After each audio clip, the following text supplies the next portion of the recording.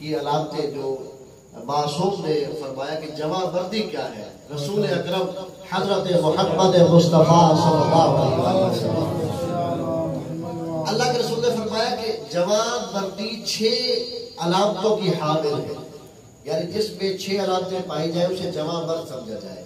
سب سے پہلی علامت یہ ہے کہ وہ قرآن مجید کی تلاوت کرنے والا، فرمایا جو قرآن کی تلاوت کرتا ہے وہ جمع مرد ہے۔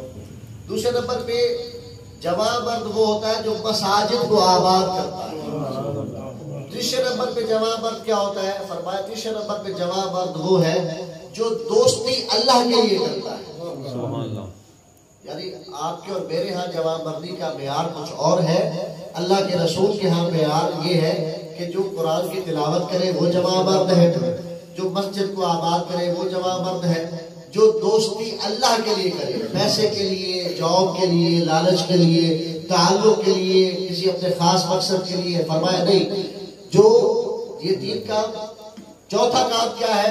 فرمایا جو خوش اخلاق ہو وہ جمع مرد ہے، جو خوش اخلاق رہے وہ جمع مرد ہے۔